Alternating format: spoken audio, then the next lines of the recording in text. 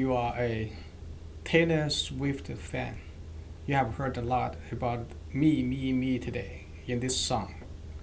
Today we are going to talk about not just me. We're going to talk about me, you, and her. And talk about a paper that recently published in the Journal for Child Language that has found social understanding is needed for children to learn person referring pronouns such as me, you, and her. So what is special about the personal pronouns? Personal pronouns such as I, you, or he are basically linguistic tools of interpersonal communication. They express reference to the speaker or addressee or to third persons who are not participants in the exchange. Because of the importance for social interaction, they are likely to be related to other aspects of social cognition. Pronouns are linguistically complex, even though they look small. They are closed class elements that fulfill grammatical functions, and their reference depend on the context. In the case of first and second person pronouns, the constant shifting of reference between the speaker and the listener in a conversation is particularly salient. I and you are different people for different speakers within one conversation. Third person pronoun he or she is complex as well. Consider the examples in A, B, C below. A. John says that he is tired. B. He says that John is tired. C. When he was arrested, John was with his wife.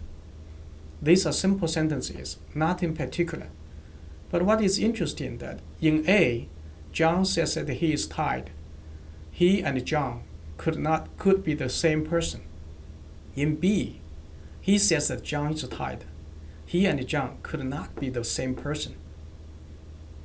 However, in C, when he was arrested, John was with his wife. He and John could be the same person again. Why?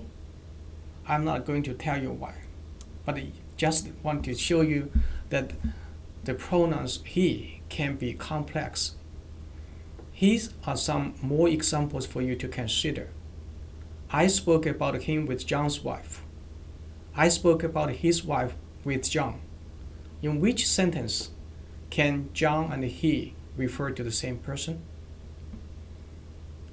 5, A, B, C, D also are some interesting examples. 5A. John hated Mary's picture of herself. B. John hated Mary's picture of him. C. John hated Mary's pictures of her. D. John hated pictures of him. Can you see the complexity involved in the use of pronouns? Because of the complexities of pronouns, children have great difficulty with pronouns.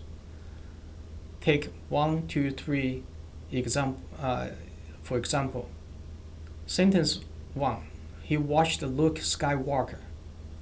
Sentence 2. Luke Skywalker washed himself. Luke Skywalker washed him. That's number 3. English-speaking children almost always do well when interpreting pronouns and lexical nominal expressions in sentences like 1 and 2. But in sentences like 3, however, children interpret the pronouns correctly in only about half of the cases, allowing the pronoun to refer to Luke Skywalker in the other half. So, anything else special about pronouns? Yes, indeed.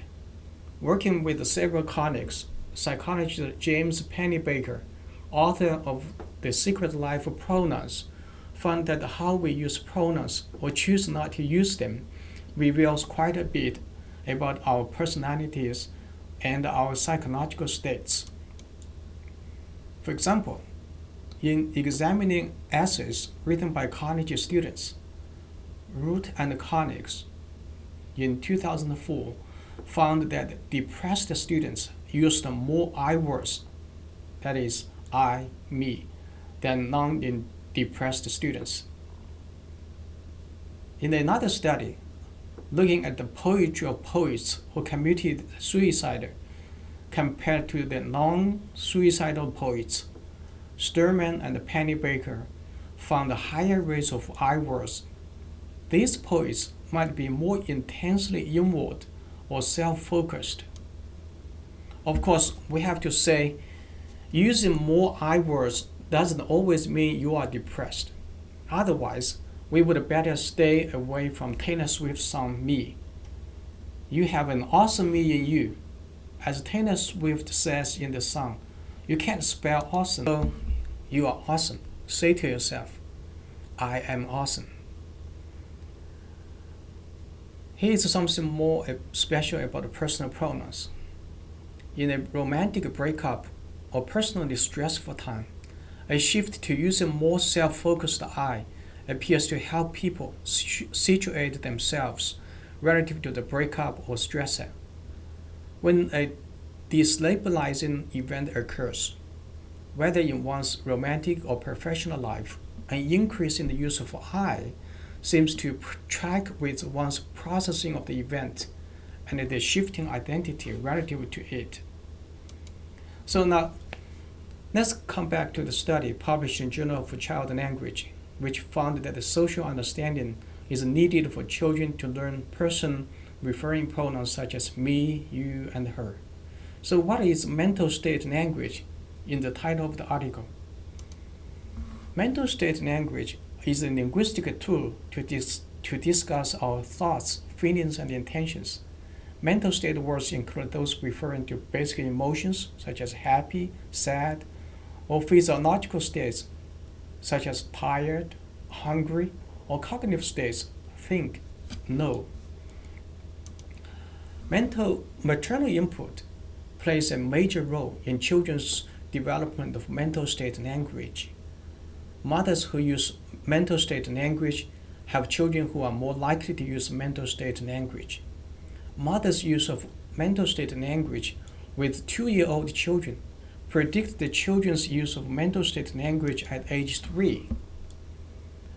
In this 2023 article, just published in the Journal of Child Language, the researchers used the longitudinal transcript data from the Manchester corpus to examine concurrent and predictive relations between pronouns, general language development, and social understanding, as indexed by the use of mental state language. The Manchester corpus includes recordings of 12 children from the age of 1 year and 8 months to 3 years old. Here is a summary of the major findings. This figure on the horizontal axis or x-axis, we see the age of the children. On the vertical axis, y-axis, we see the number of types of different linguistic elements in 100 utterances. So figure 1 shows the relationship between the age and the proportion of pronoun and the mental state and language types per 100 utterances. The growth is quite strong in mental state language and the third person pronouns, somewhat flatter in the first person and very limited in the second person. So that's a good thing. So we see development of mental state language across ages. As children are getting older, they use more and more different types of mental state language. So learning is going up regarding the relationship between personal pronoun use and the development of the mental state language. Let's first start with the token analysis. The results show that the frequency of mental state language tokens was positively related to the use of first person and negatively relate to a second person pronoun. In addition, mental state language tokens were unrelated to third person pronoun tokens. How about type analysis? If we look at the type of mental state language, we see that the mental state language types had a significant positive relation to the first and the third person pronouns, but not to the second person pronouns. Analysis of the predictor relations show that mental state language tokens did not predict the pronoun tokens in any person. The amount of talk about mental states is thus not indicative of children's use of pronouns in later conversations. However, the number of mental state language words predicted the number of pronoun forms in all three persons. But mental state language itself was not specifically predicted by any pronoun type. So that's why the title of this study says that personal pronouns are developmentally preceded by mental state language. So here is the conclusion. Social understanding, but not a general language, was found to be a developmental precursor of first, second, and third person pronoun mastery. And results suggest that the social understanding is needed for acquisition of all person reference, not only in first and second person, but also in third person pronoun as well. So what's the take-home message? Parents' mental state language use is important for both children's subsequent mental state language development and their social understanding, including the developing understanding of mental states and emotions. This in turn impacts the development and use of personal pronouns.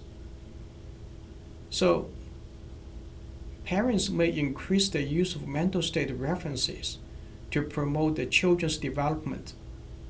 This is especially important when parents are with their children talking about the emotions, talking about the mental states, talking about the cognitive states.